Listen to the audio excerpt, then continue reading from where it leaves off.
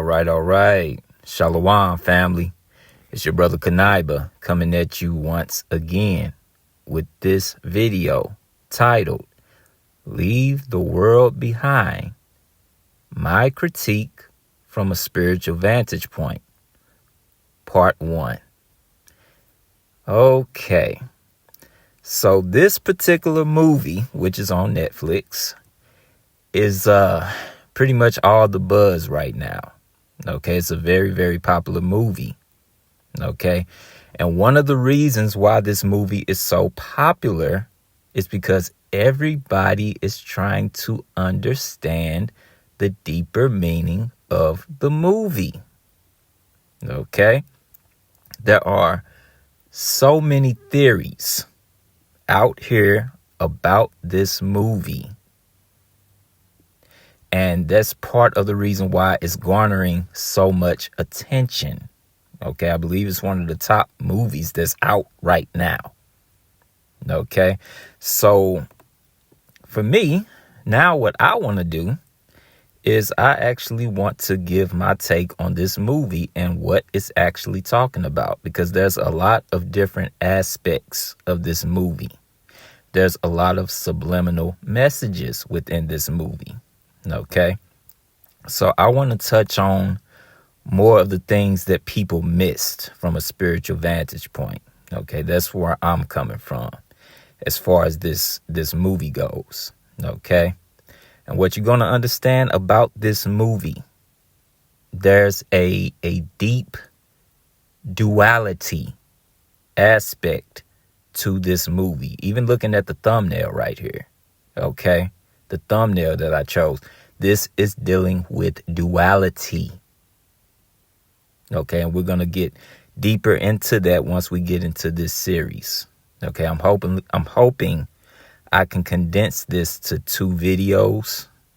Okay, and I already know I'm not going to be able to fit every single detail into this video series because there's a lot in this movie. Okay, but we're going to deal with the most important points to me. Okay. And there are a lot of themes in this movie.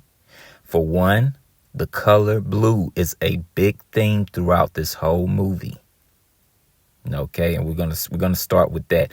Then also dealing with the mind activation, dealing with the twin pillars of Boaz and Joachim, believe it or not.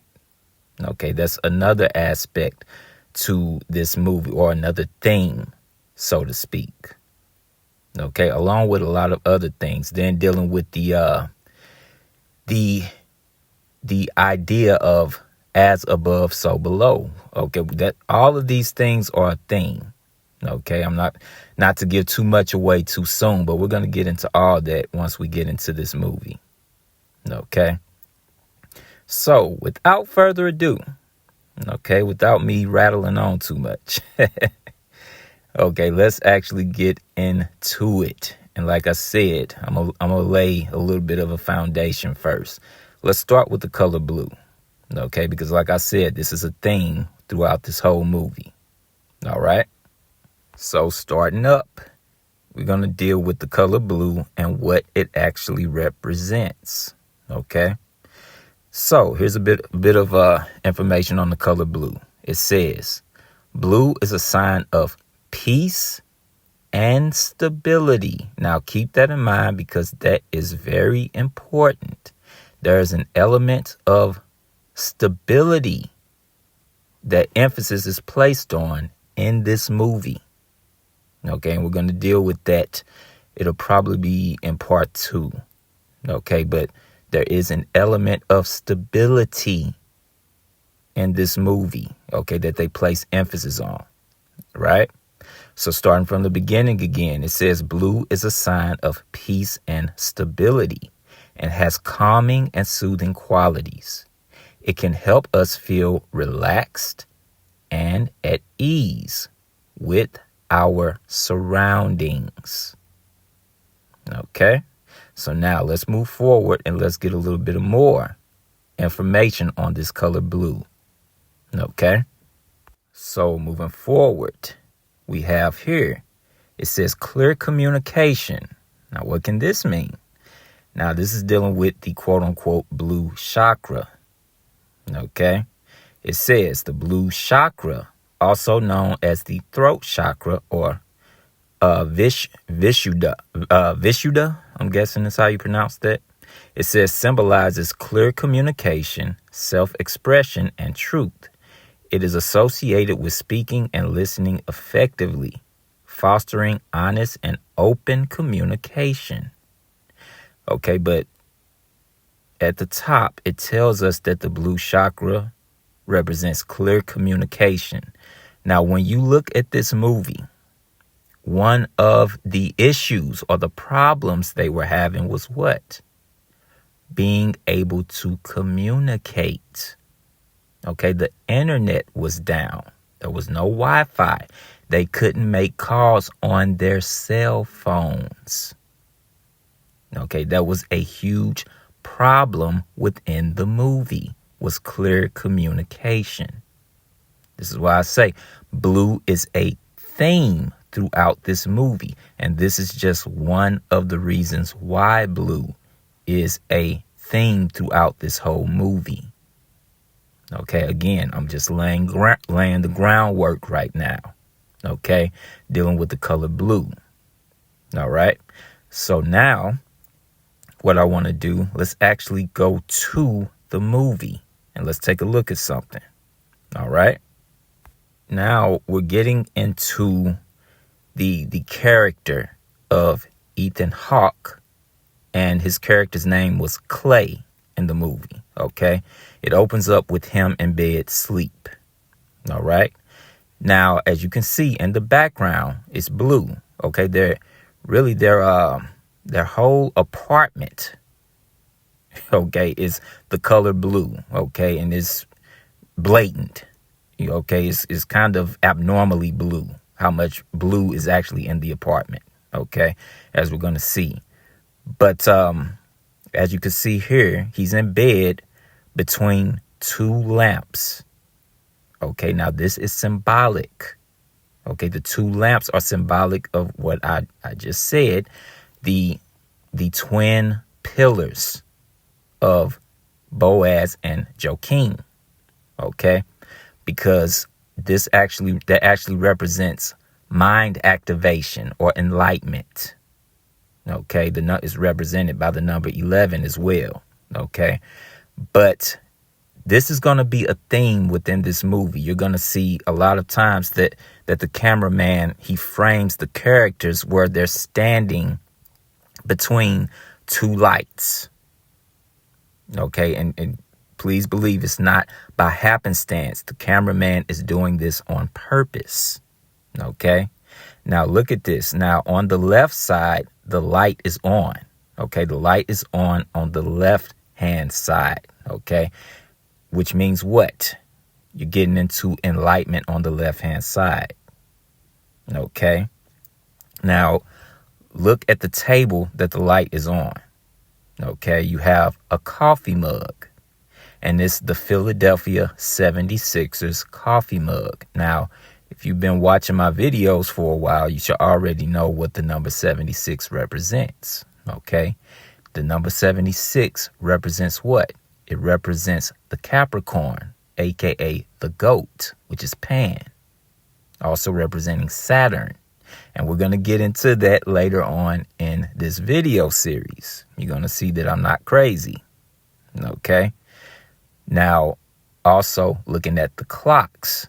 Okay. The clocks are set at 6:30, which again is an allusion to 666. Okay. Again, this is not by happenstance. Okay. There are a lot of subliminal messages throughout this whole movie. That's why I say I'm almost positive I'm not going to get everything. Okay, the videos will be too long, but I'm going to touch on the most important aspects that I see. Okay, so now we're going to go to another still shot. Now, this is Julia Roberts, and of course, she's playing Clay's wife in the movie, and her name in the movie is Amanda. right? Now, she just went into the closet and got some clothes, and look, one of the dresses that she got out of the closet, of course, is blue.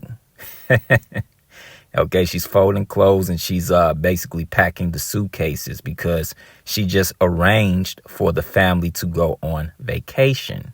Okay, and without Ethan Hawke's character Clay knowing about it. Okay, he's just now waking up and she's just now telling him about it.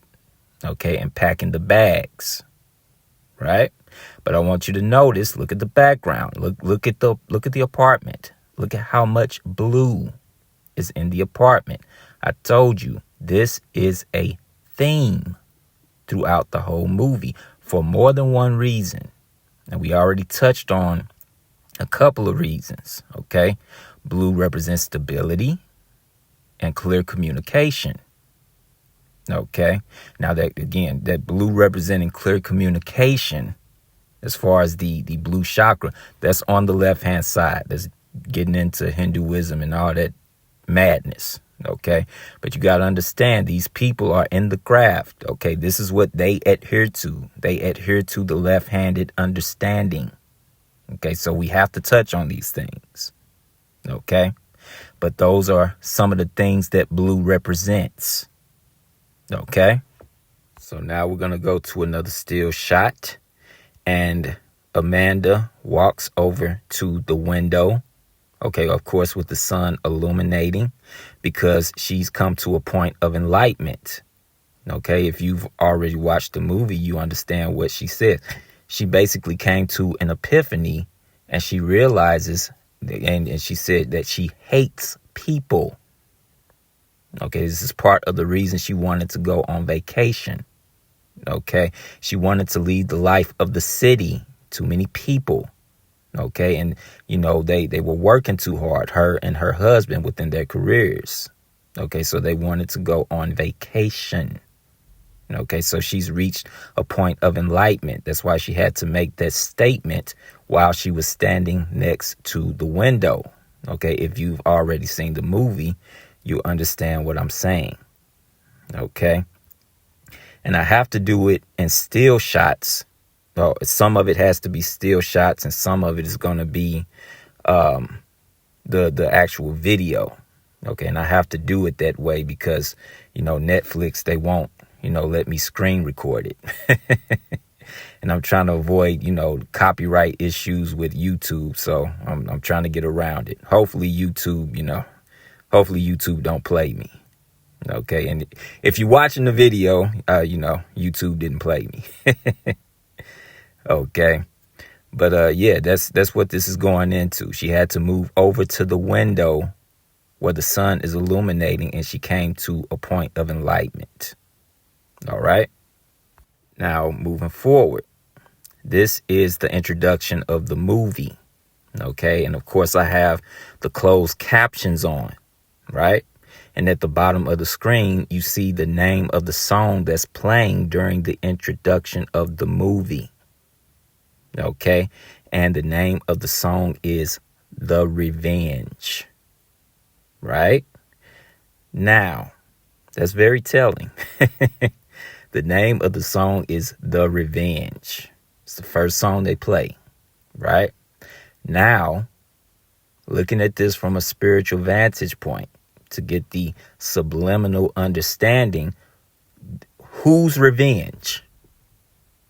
Whose revenge is it talking about? Now, this is my critique. This is just my critique. I could be wrong. But it's talking about our revenge as the children of Israel. Okay? Again, that's why this whole thing is in really black, white, and red. Okay? Now, we know on the left-hand side, black, white, and red represents what? It represents sacrifice. Okay? But again, they had to play this particular song, The Revenge, because that's really one of the focal points of this movie. A certain people getting revenge on other people.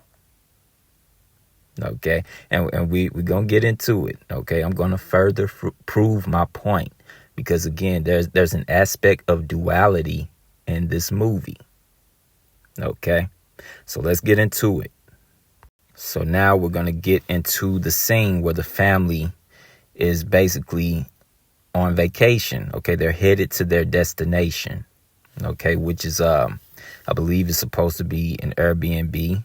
Okay, so this, of course, it's not their house technically, but they're headed on vacation. They're on the road right now. Okay, now if you've already seen the movie, you should know that there's a song playing on the car radio. Okay, and the name of the song is Misled. Okay, but I'm gonna touch on that a little bit more in a minute. Okay, but let's look at what we see here. Okay, now the person that's actually holding, what is this, an iPad, I'm thinking, but the person actually holding the iPad is their daughter. Okay, whose name in the movie is Rose. Okay, and sitting next to her with the checkered board shorts on is her brother, whose name is Archie in the movie. Okay, now why is this important? Okay, notice what she's watching on the iPad. It's an episode of Friends. Okay, and notice they had to frame it right next to her brother's shorts, which is the checkered board. Okay, now this is very important. Now the checkerboard, what does that represent? It represents duality, black and white, the coming together of opposites. Okay, even when dealing with Freemasonry, what does the checkerboard floor represent? Okay, if somebody is getting into Freemasonry, the first thing they have to do is they have to walk upon the checkered board floor, meaning what? They have to embrace both their good and evil side of themselves. Okay, they have to bring both of those together, because on the left hand side they view that as one and the same, good and evil. Okay, then of course, after you walk upon the checkerboard floor, you have to pass through the twin towers of, or the twin pillars rather, of Joachim and Boaz. Right? Then once you pass through the twin pillars of Boaz and Joachim, you walk up the stairway to heaven to reach a point of enlightenment. Okay, that's really Freemasonry in a nutshell. Okay, a quick explanation of it. Okay, but notice they framed it where she's watching this episode of Friends next to the checkered board floor. Okay, now another aspect to this movie. Okay, this movie was also predictive programming to the death of Matthew Perry, who was one of the stars on the sitcom Friends. Okay, yes, this movie was predictive programming to his demise. Okay, because my belief, and this is just my critique, I could be wrong, but I believe he was sacrificed. Okay, and that's just my critique. I could be wrong. Okay, but of course, throughout this series, I'm going to lay out the evidence that I found that led me to this conclusion. Okay, we're going to get into it a little later on. Okay, so now moving forward, this is another still shot of them on the road headed to their destination. And notice what the cameraman did. Okay, they showed the highway signs, right? Now look at these two signs, and this is very important. Okay, now right here to the right, it says exit 76.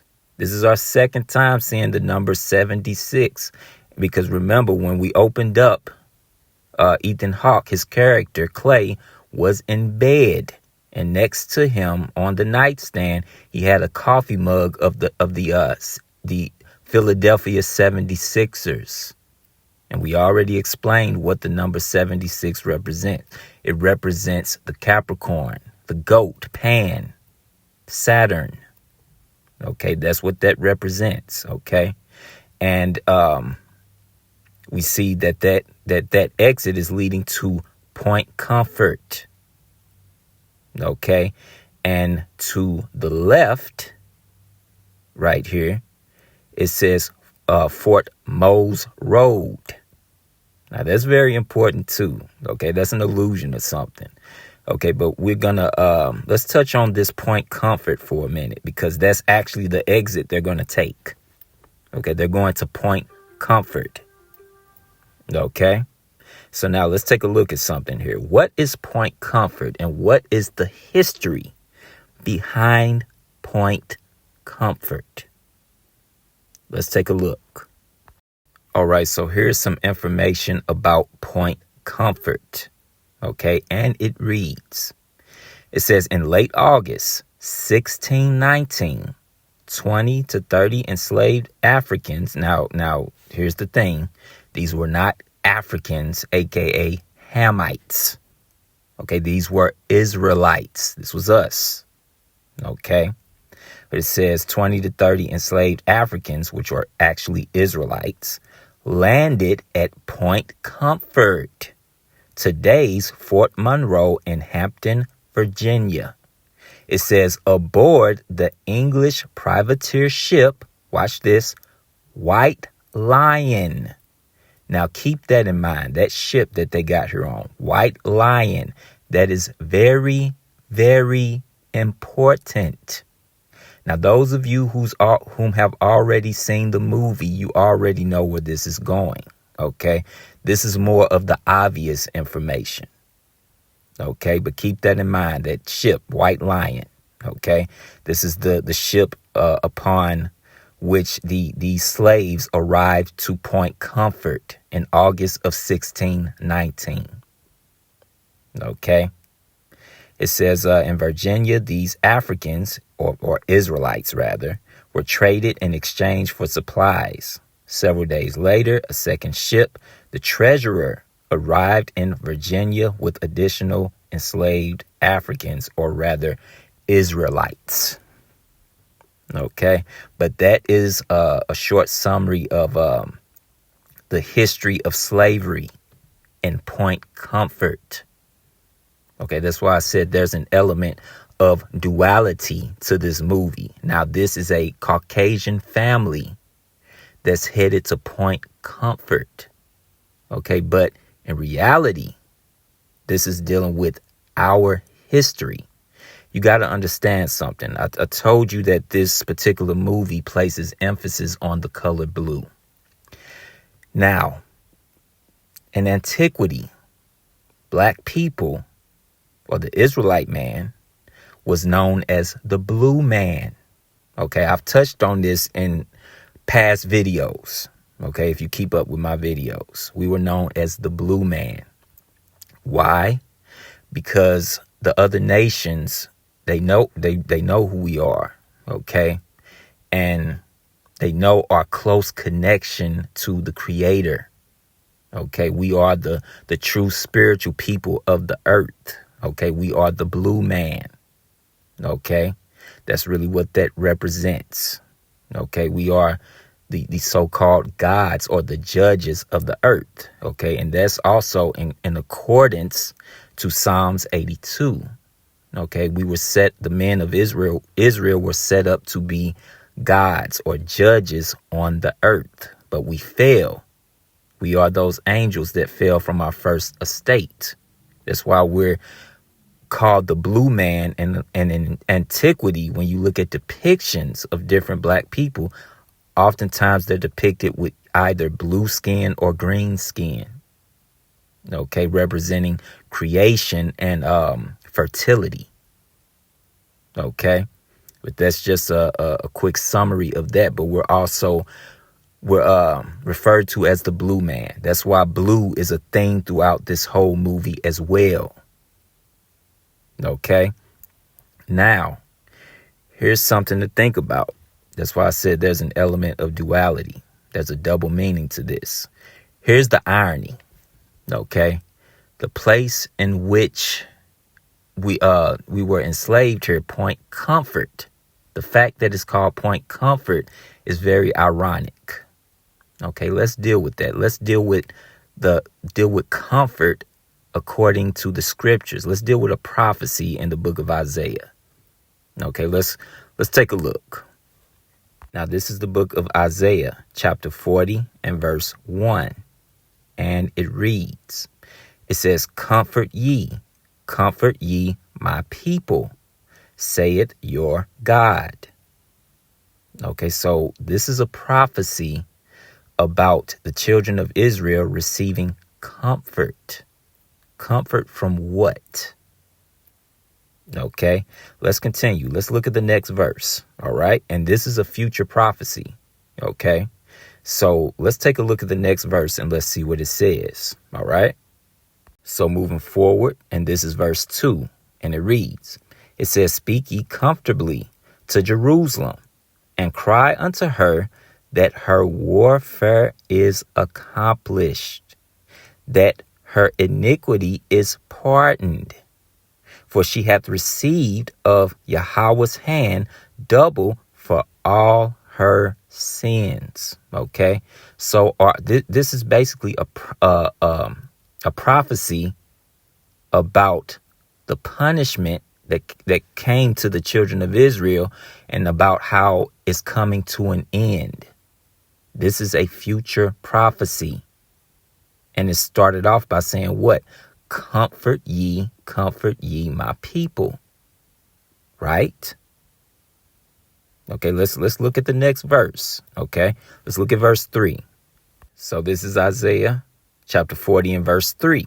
And it reads, it says, the voice of him that crieth in the wilderness, prepare ye the way of Yahweh, make straight in the desert a highway for our God.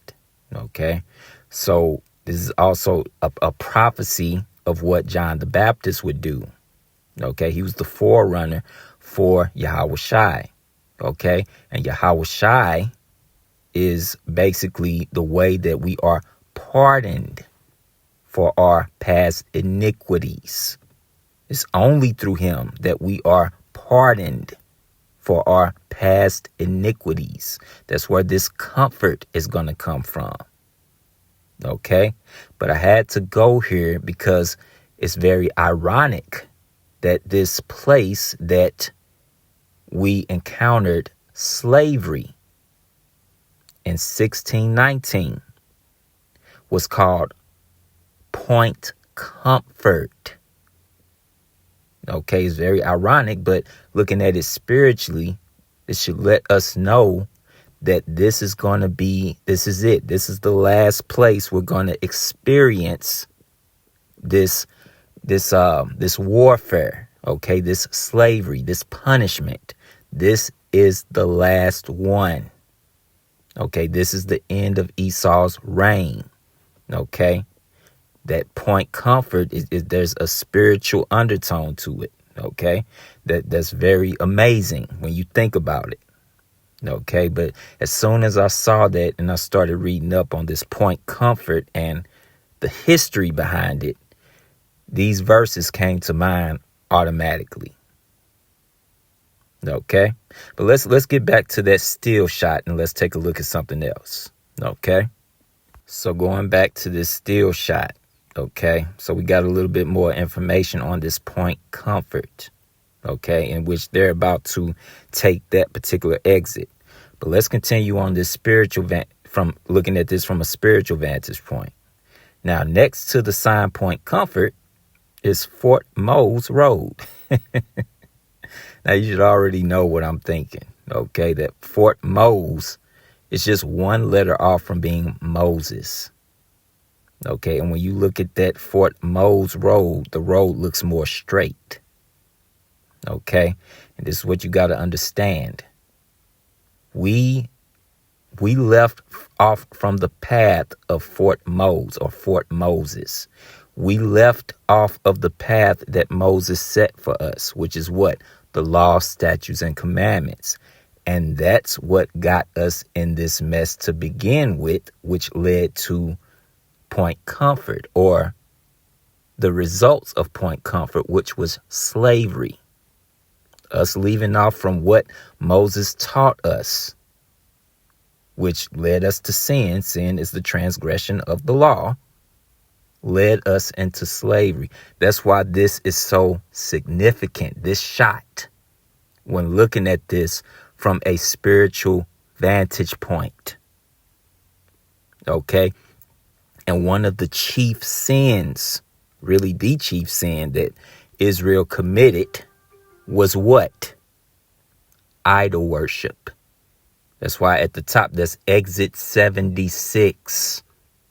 We know we already explained what the 76 represents. Okay? So moving forward, this is another still shot of the family on the road. Okay? From an aerial view. Now look at the car. The car, of course, is blue. The car is blue because, again, there's an element of duality. Okay? Right now, this family is the false blue man, to put it that way. Okay? They're the false version of the blue man. Okay? There's an element of duality here. Okay? And further into the movie, we're gonna meet the real blue man, or the real blue people. Okay, and if you've already seen the movie, you know who I'm talking about. Okay, but this is just a still shot of the family on the road from an aerial view, and of course the car is blue. Okay, so now let's move forward. So if you actually watch the movie, you know the movie is broken up into parts. Okay, and this is part 1. And the title of part 1 of the movie is called The House. Okay. Now look at the house. Look at the color of the house. It's white. Okay. Could there be a subliminal message here? The title of this part should really be The White House. Okay. And I'm going to touch on that a little bit more later on. But it's very ironic that they called this part the house, and the color of the house is white. Could this be an allusion to the White House? Could that be something they're trying to imply? Who knows? Okay. But this is the first part, and it's called The House. Okay. And at this point, now the family has arrived to the house.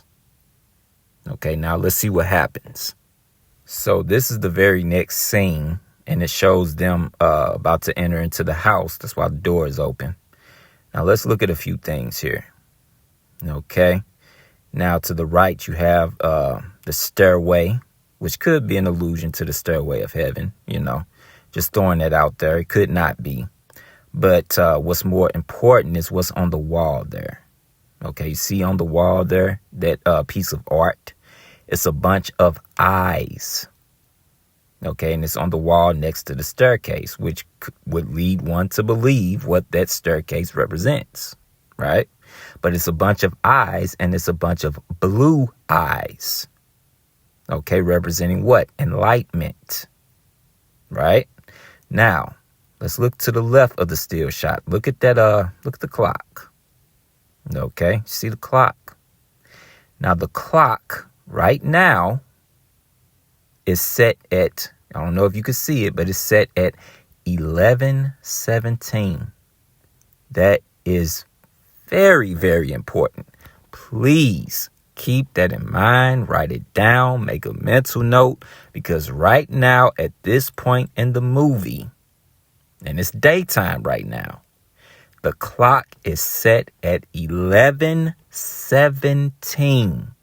Please keep that in mind. I can't put enough emphasis on that, because that is a big focal point in this movie. Okay?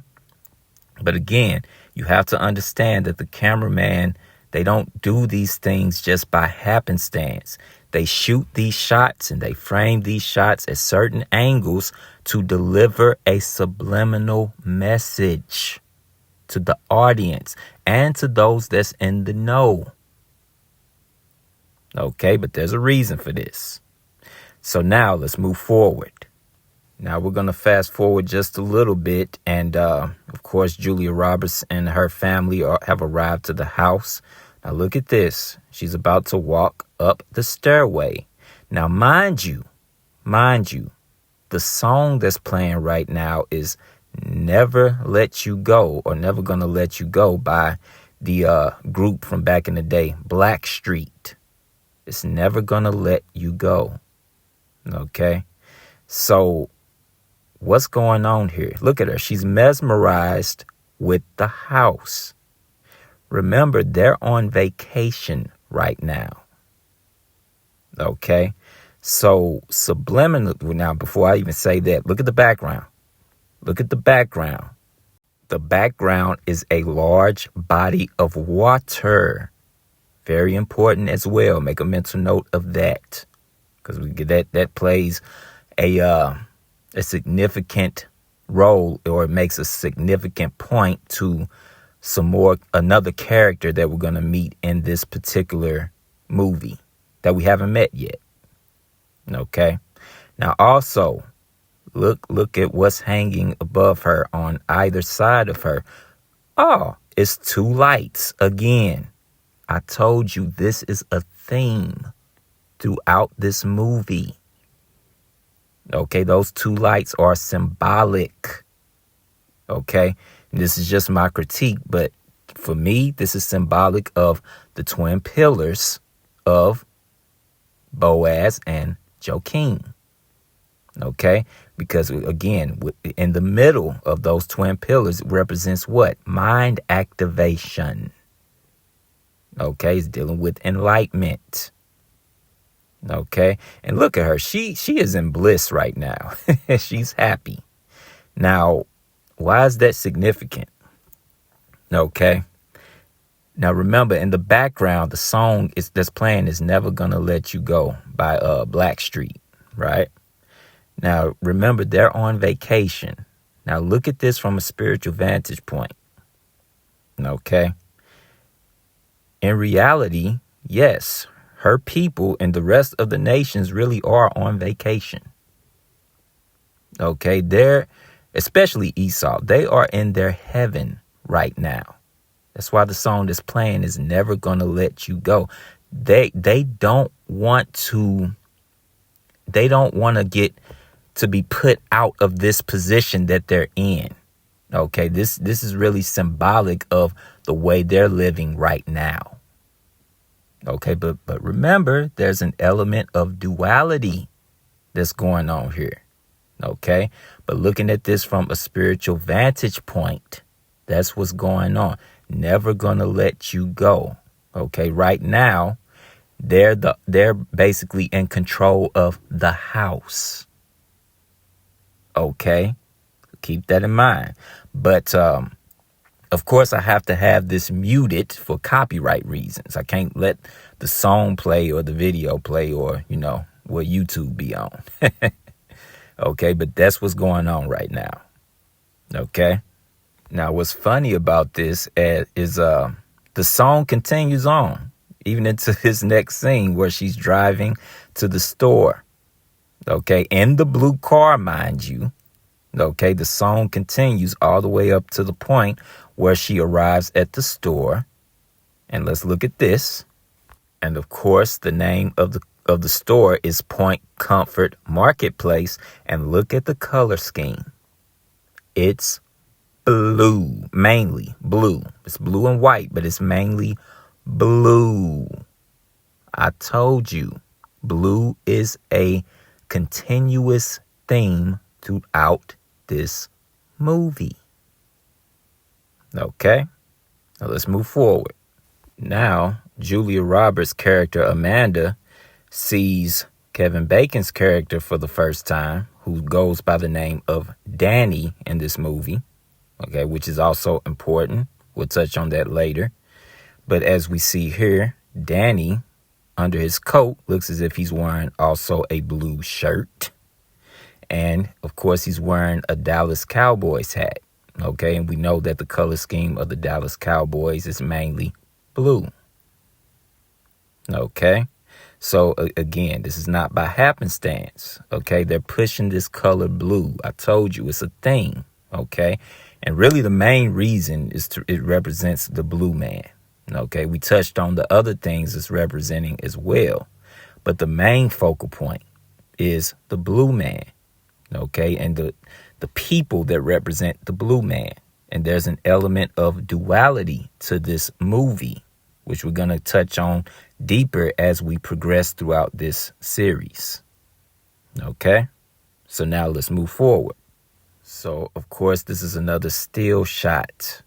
Okay, this is another still shot, I believe, of the family headed to the beach. Okay, now, of course, you see the blue car to the left. Okay, they're going around a circle. Now, if you look at the middle of the circle, okay, what is the middle of the circle shaped like? It's shaped like a keyhole. Okay, now, again, that's not by happenstance. Okay, that the keyhole represents the so-called Roman god Janus. Okay, now, what does Janus represent? Okay, we got to get into that because that's key. No pun intended, but that's key to what this movie represents. Okay, let's take a look at something here. Okay, because that's definitely shaped like a keyhole when you look at it from an aerial view. Okay, let's take a look at this. So here's some information about the ancient Roman god Janus. Okay, and it reads, it says in ancient Roman religion and myth, Janus is the god of beginnings, gates, transitions, time, now watch closely, duality, doorways, passages, frames, and endings. He is usually depicted as having two faces. The month of January is named for Janus. Okay, that's why you celebrate a so-called New Year on January 1st. Okay, which is not the New Year in reality. Okay, the New Year doesn't begin in the dead of winter. That makes no sense. Okay, January 1st is in veneration of Janus. Okay. It says the month of January is named for Janus. According to ancient Roman farmers' almanacs, Juno was mistaken as the tutelary deity of the month of January. But Juno is the tutelary deity of the month of June. Okay, the month of June is actually named after the so-called goddess Juno. Okay, in which I've touched on Juno in past videos. Okay, but the point is this. Okay, we saw that still shot from an aerial view, and within the middle, it was shaped like a keyhole, right? And we know that the so-called god Janus. Okay, one of the things that represents Janus is the keyhole because he is the god of the doorways. Okay, but also we saw here that Janus represents duality, transitions, which we'll get into that too, but duality. What have I been saying throughout this whole video? That there's an element of duality to this particular movie. Okay? Again, make no mistake, when the cameraman, when they frame the shot in a certain way, is to display a specific message, a subliminal message. Okay? So now let's move forward. So we're going to scroll up just a little bit and look at this particular photo that they have connected to this particular article. And it says a statue representing Janus. Okay, and it's in the Vatican Museum, right? Now look at it. Of course, it's a two-headed figure, of course, representing duality, like it said in the article, right? Now, normally it's of a bearded man and a non-bearded man, representing the Father and the Son, okay? But still, they're looking opposite ways. One looking to the past, the other one looking to the future, because this is a symbol of duality. Okay. Now, I don't know if they did this on purpose or if they meant to do this, but look at the bottom of the statue. It's the number 17. That's very curious, because we're going to touch on the number 17 heavy in this series, because it's a huge focal point. The number 17, not to give too much away too early, but the number 17 does represent transition, okay, or rebirth, or transition, new beginnings. Okay, we're going to get into that later. But I just found it funny that the number 17 is attached to this particular statue. Okay, but anyway, let's move forward. So now we've made it to the point where the family is at the beach. Okay, and of course the son, Archie, he gets a text from a young lady. And of course she's wearing a blue bathing suit, right? Or a blue bikini rather, right? And we're going to go to the next still shot, and we're going to see what she texted to him. Okay, let's take a look here. Let's see what let's look at the text that she sent. Okay. So this is the text that she sent, and she marked a location. Okay, and it says, was it Sag Harbor, New York, 11963, United States, right?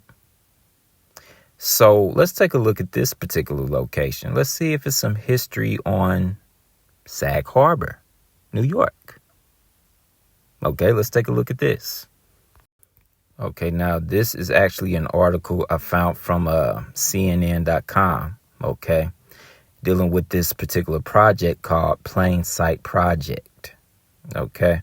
And let's see what it says here, okay? The article reads, it says, through impressive historical detective work captured in a new video entitled Forgetting to Remember, it says the Plain Sight Project is recovering the identities of more than 700 enslaved Black and Native American people who labored in the area between the 1600s and mid-1800s, living under the control of prominent families whose names today are commemorated with street signs.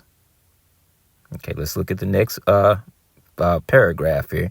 It says, the project is striving to locate burial grounds, homes, and places of work that have been forgotten over time in Sag Harbor.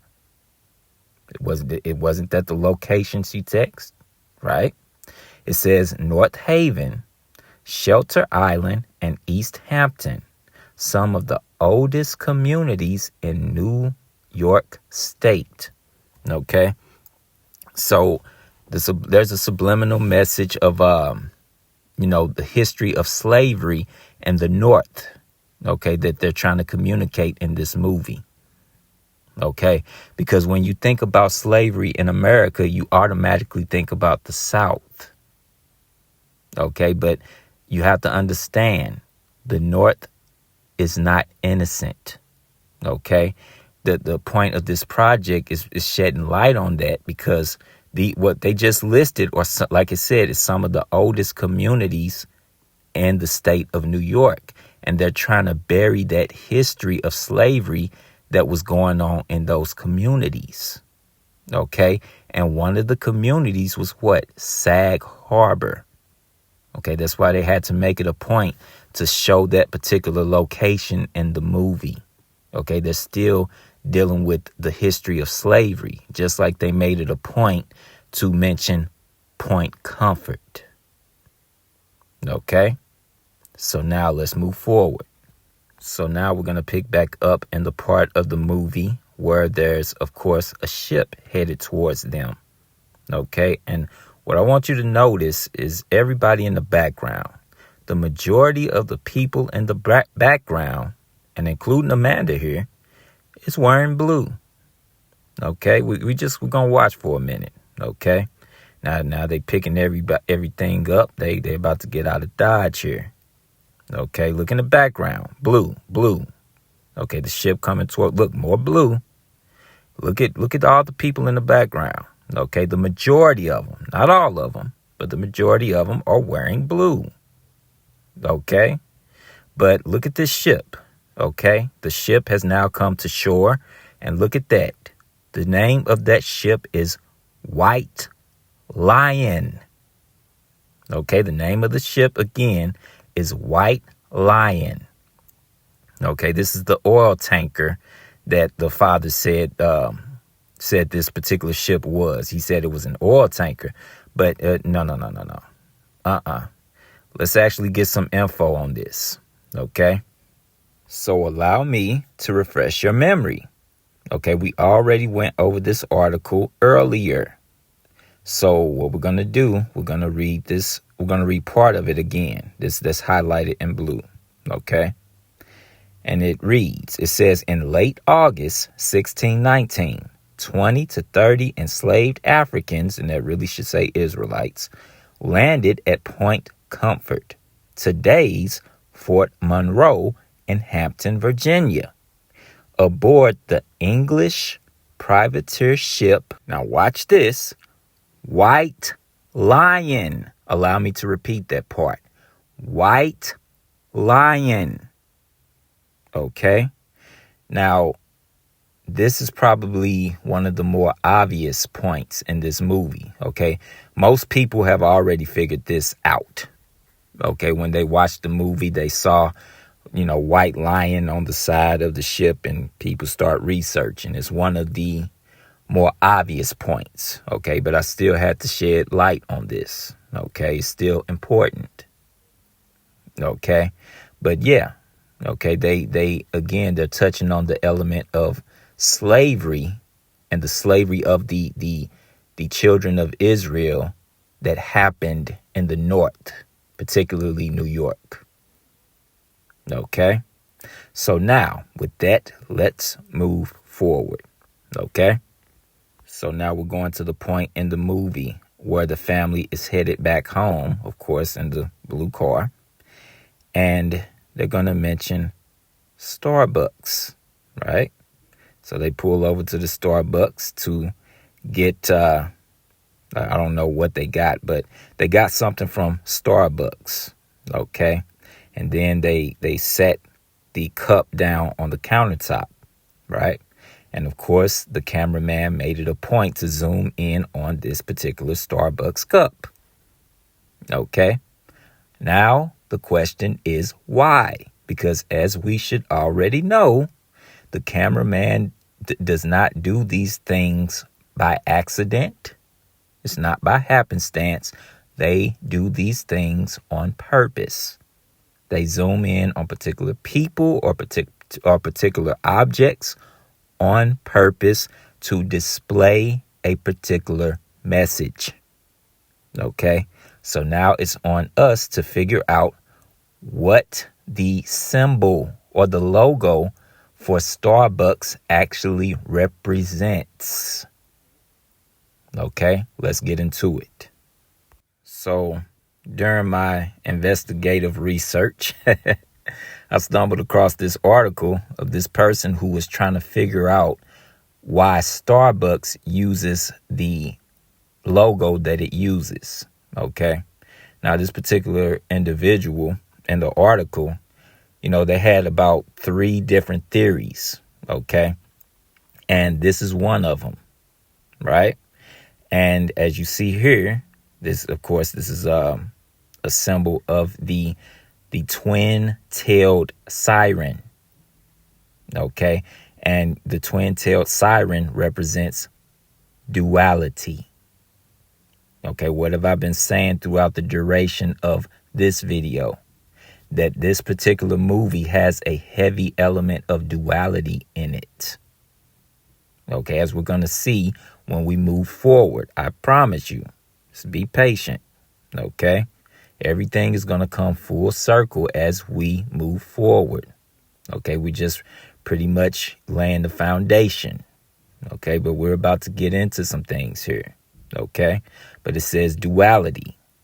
Okay, now let's take a look at the article. Let's see what it says. Okay, so the article reads, it says, from European myths and alchemy. Now let's pause for a minute. Alchemy is dealing with what? Duality, or the coming together of opposites. That's literally what alchemy is going into. Okay, but let's start from the top again. It says, from European myths and alchemy, her two tails represent dualities, such as earth and water, or body and soul. Okay, just giving examples, right? So it goes on to say what? This idea of duality, for me, creates notions of oneness or togetherness, or like I said, the coming together of opposites. Okay?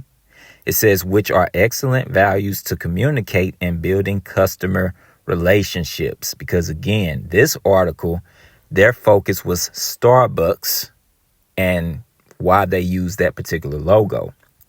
So I'm using this not only to figure out what the logo means, but to figure out why the movie incorporated this Starbucks cup in that particular scene, right? And as we see here, that particular logo represents what? Duality. That's what I've been saying throughout this whole video. Okay. But anyway, let's move forward. All right. So let's pause here and let's get some context. All right. Now, of course, Julia Roberts' character Amanda still wearing blue, the blue shirt. And not to mention the husband, the shirt he's wearing is green.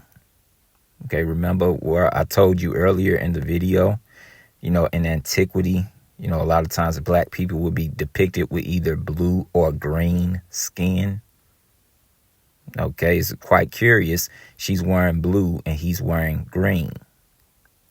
Okay, but anyway, in this particular scene, she's actually observing her children play in the pool. Okay, and let's see what transpires. Let's see what she says about it. Okay. Now, remember, I have this muted for copyright purposes, right? But look what she says. Okay, let's pause here. She says, meanwhile, the kids seem to have completely gotten over it. Talking about what happened on the beach with the ship. Okay. She said, it seems as if the kids have completely gotten over it. Now, we already explained what that ship represents. It represents the history of slavery that the children of Israel experienced in the north. Okay, so when she says the kids seem to have completely gotten over it, I can't remember. This is a component of duality. Okay, on the surface level, she's talking about her kids.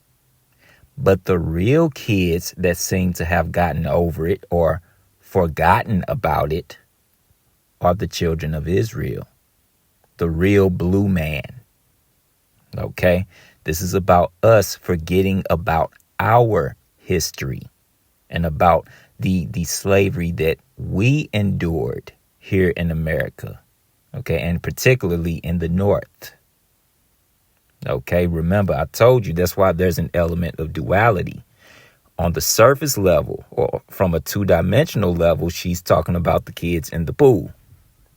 Okay, but the real children that forgotten about that, the history, the white lion, the history, are the children of Israel. Okay, and again, this is just my critique. I could be wrong, but that's the way I'm seeing it. Okay.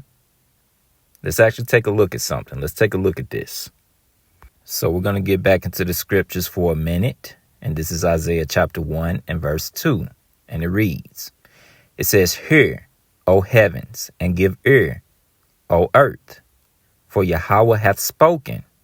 I have nourished and brought up children, and they have rebelled against me. Okay, we rebelled against the Most High Yahweh. Okay, let's look at the next verse, verse 3. And it reads, it says, the ox knoweth his owner, and the ass his master's crib. But Israel doth not know. My people doth not consider. So 2 animals were named in this verse. And these 2 animals who are not known to be intelligent. They're not known for their intelligence. Okay, they're considered dumb animals. Okay, but the point is, even these 2 dumb animals understand where they come from and where their source, the source of their living comes from. Okay, of them being taken care of and things of this nature.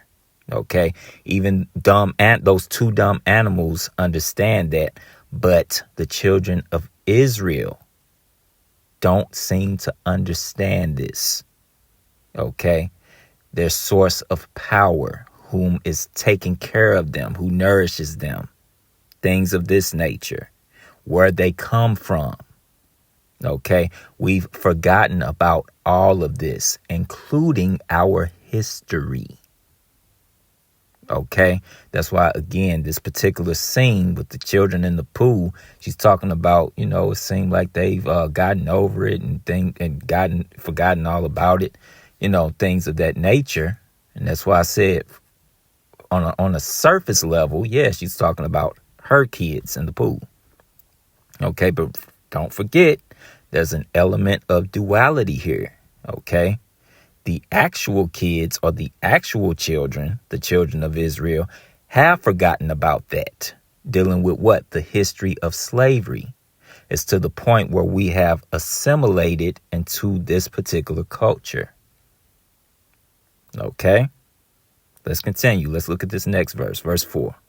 And verse 4 says this: Ah, sinful nation, a people laden with iniquity, a seed of evildoers, children that are corrupters.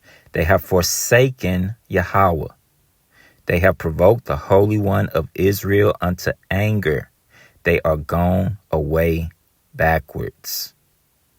Okay, all of this again. Okay, because of our iniquity, we've lost our identity.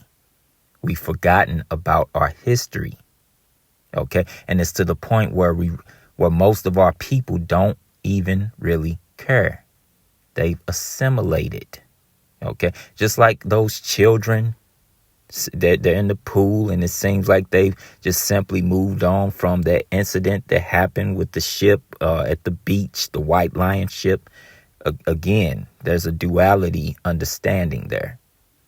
Yes, she's talking about her kids, but dealing with that duality and looking at this from a spiritual vantage point, subliminally, this is about us, how we forgot and we've gotten over it. Okay. So now let's move forward. Let's get back to the movie here. Okay. Now look at what she says next. She says, like it was something they saw on a show. Again, now there's double understanding here. Okay. Now she's talking about a show. This is a reference to the show Friends.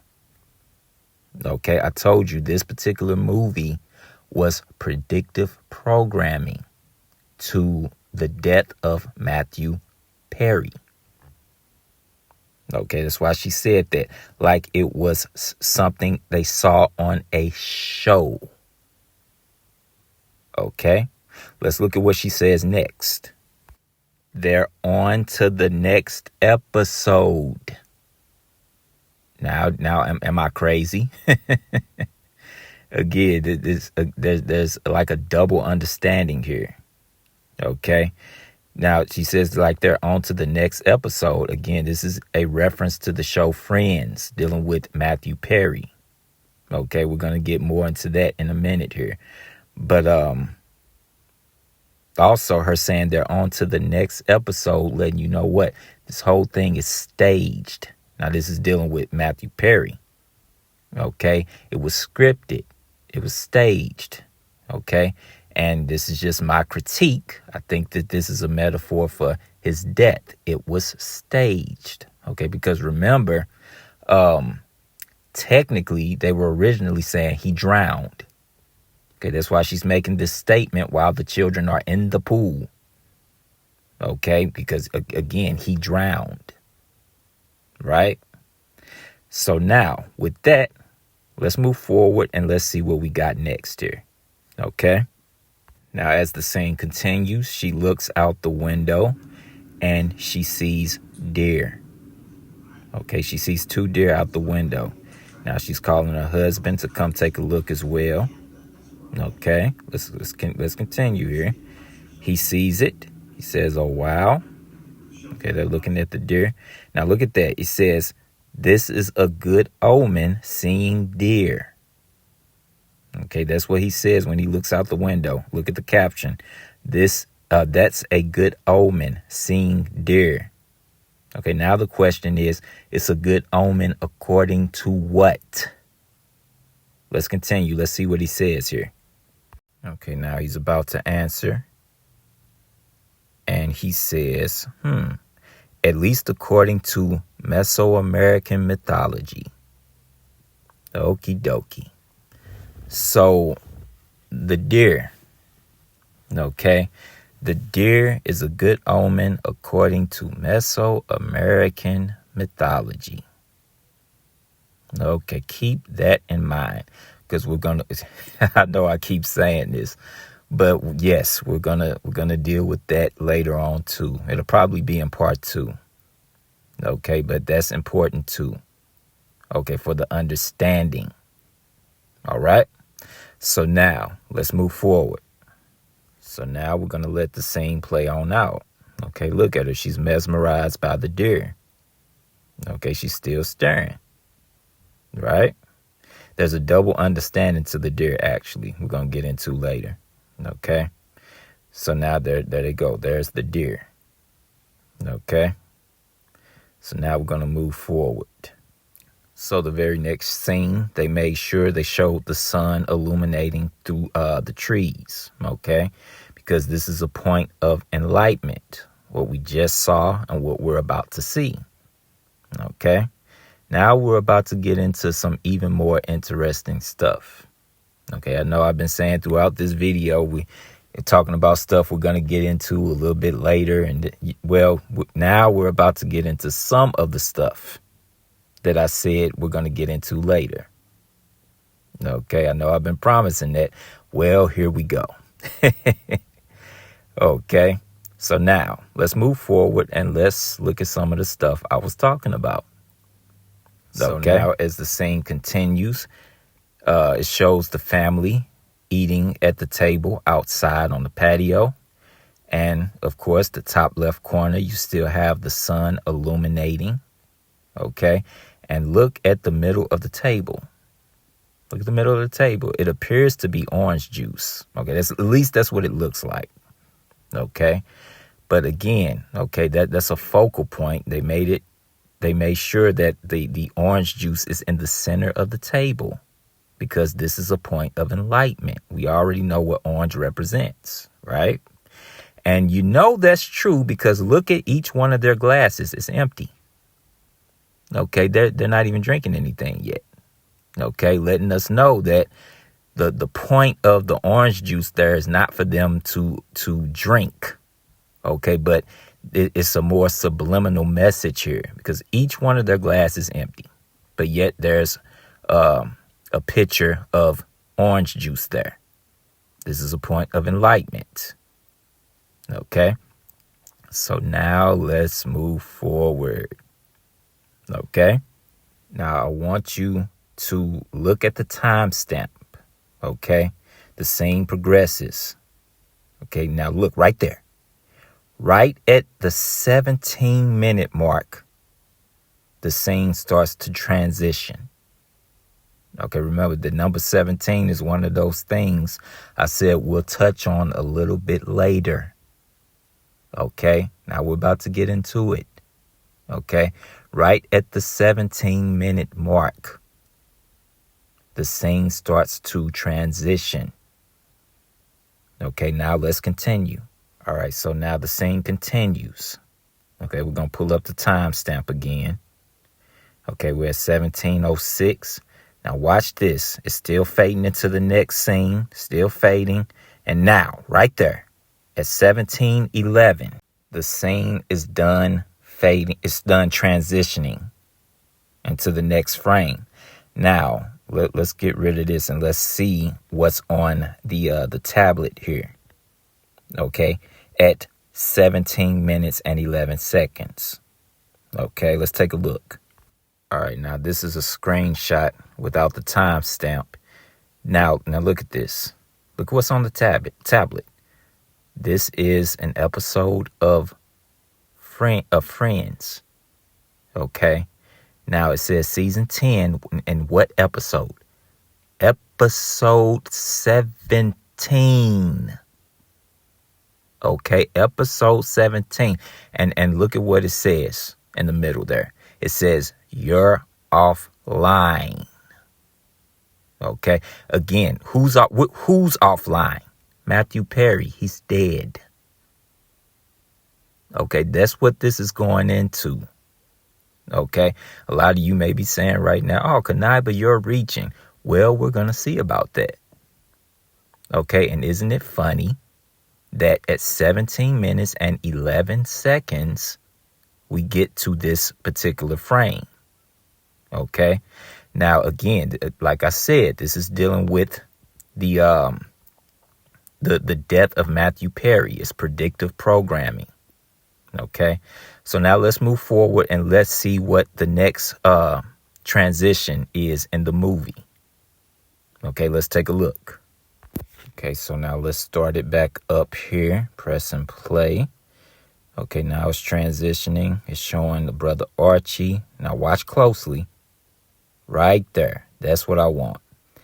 This is the same clock I told y'all to look at the beginning of the movie when they first got to the house. What time did I say it was on that clock? I said it was 11:17. Did I not? Okay. Now, everybody's asleep, meaning it's nighttime. Now, the first time they showed this clock, it was day. This clock has not moved. Okay, the time has been stuck at 11:17. Now, I put emphasis on the still shot where it transitioned to Rose in bed with the tablet. And that was at what? 17:11. It's just the flip of 11:17. Okay, now is it making more sense? I told you this was on purpose. Okay, this is not something that just happened coincidentally. All of this was set up and they set it up perfectly. The average person would not pay attention to that clock being at 11:17 and they wouldn't be looking at the timestamps of when the frame came in with her with the tablet on Friends when she sleep, and that was at 17:11.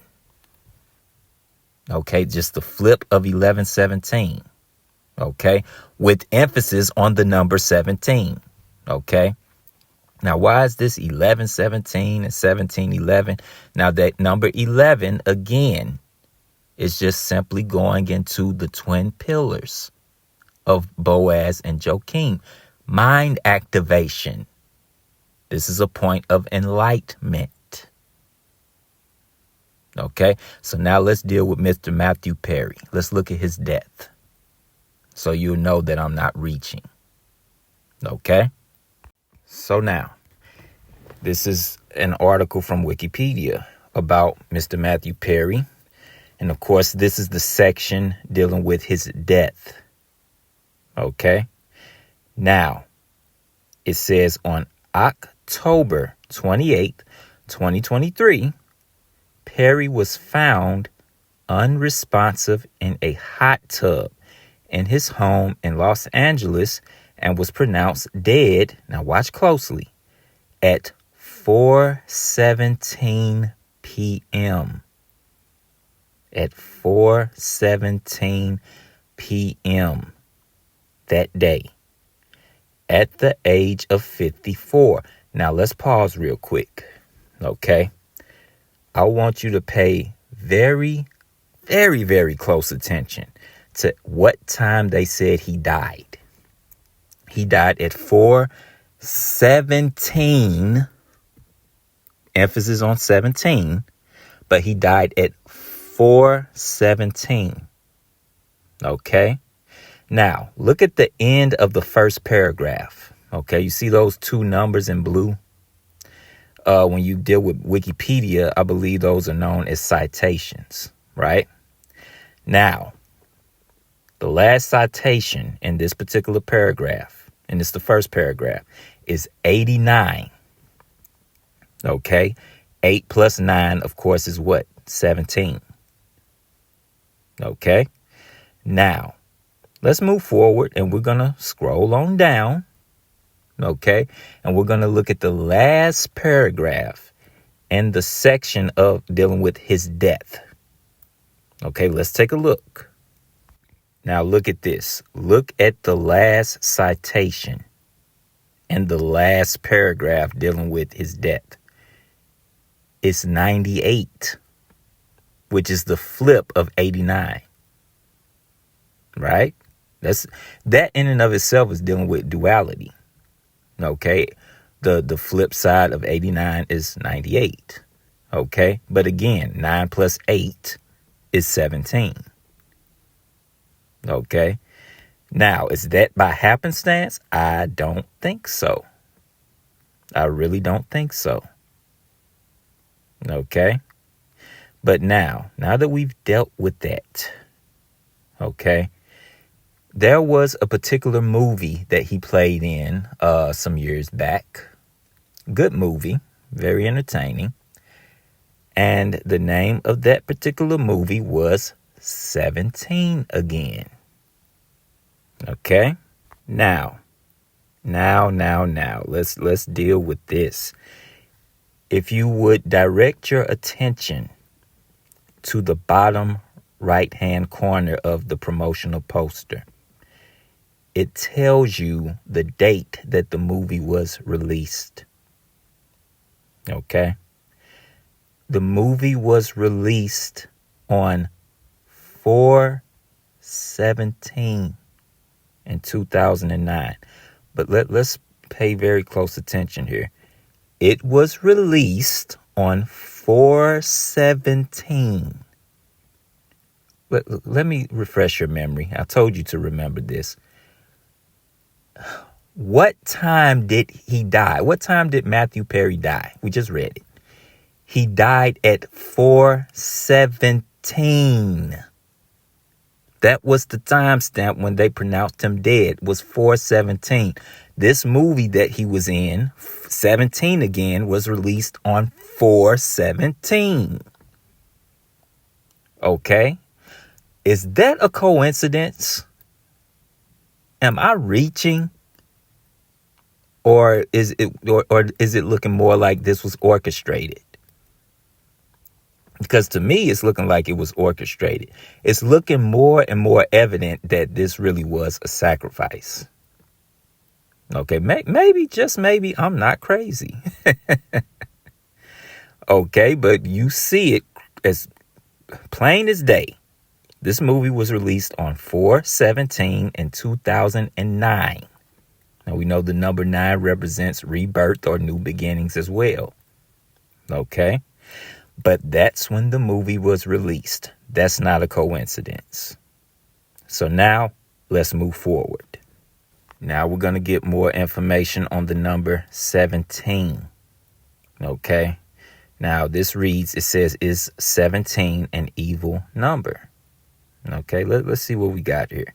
It says 17 was associated with the god of death, Saturn, in ancient Rome. It says in ancient Rome, each god and goddess was associated with a particular number. The number 17 represented Saturn, the god of death. That's why this number is heavily associated with Matthew Perry. That's why he's dead. 17 represents Saturn, the god of death. Okay. Now let's read that again. It says, as a result, let's start right here. It says the number 17 represented Saturn, the god of death. Okay. Then it goes on to say, as a result, people see the number 17 as a bad omen and avoided it in many situations. Am I still crazy? Okay, let's go to another article that I came across. Okay, let's take a look at some more information on the number 17. Okay. All right, so this is from the website mastermindcontent.com. Okay, this is where I got this article from, and it's about the number 17, and it reads, it says, this makes more sense when you consider the number 17 associated with, or is associated with, the zodiacal sign of Capricorn, the goat. Now, what did I say? Didn't I say this was going to come full circle? Allow me to refresh your memory again. We started this video with what? Ethan Hawke's character, which is Clay, he was in bed, correct? Then on the nightstand next to him was a coffee mug. It was the Philadelphia 76ers. What did I say about the number 76? I said the number 76 represented the Capricorn, the goat, Pan, right? Which is also Saturn. Did I not say that when we began this video? I told you that, right? Then I said we're going to get into it a little bit later. Did I not keep my promise? I told you, okay? So now everything is coming full circle. I said that number 76 represented Capricorn, the goat, Saturn, etc. Now it's coming full circle because the number 17 represents the same thing.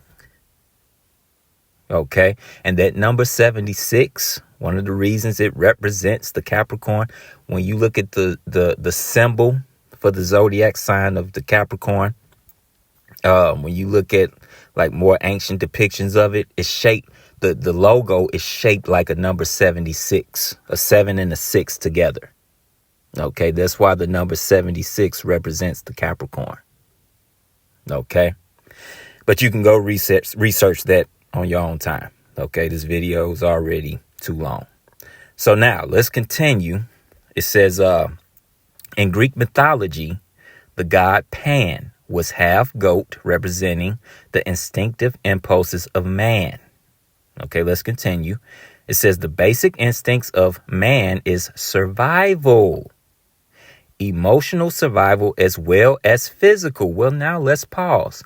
When you go to the movie, Leave the World Behind, on the surface level, what is the movie about?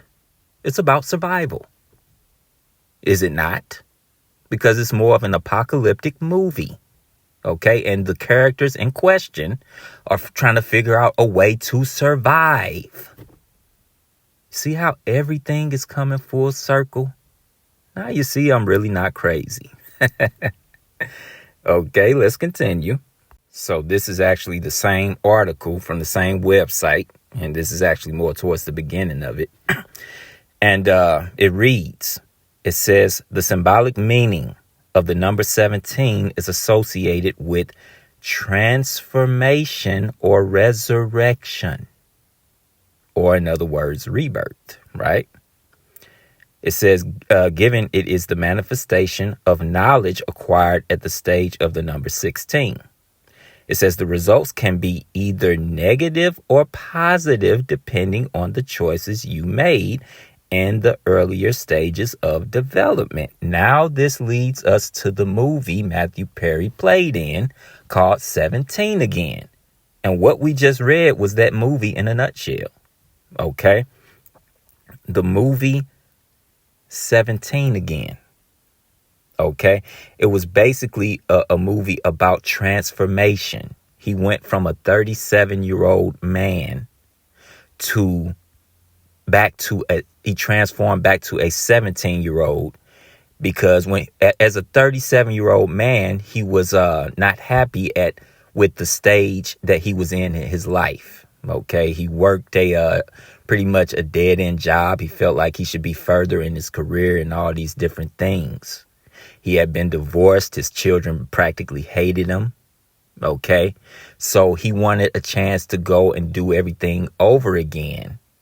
Okay. But he got to that point in life based on the decisions he made. Okay. And that's basically what this article is telling us about the number 17. It's associated with transformation. And basically, the number 17 is either positive or negative based on the choices you made. So in the movie, he gets a chance to make different choices at 17 to see if he can get to a different point when he gets older. That's really the gist of the movie. Okay. But what I want to do now is actually get a quick clip of that movie 17 again. Let's take a look at something here. Okay.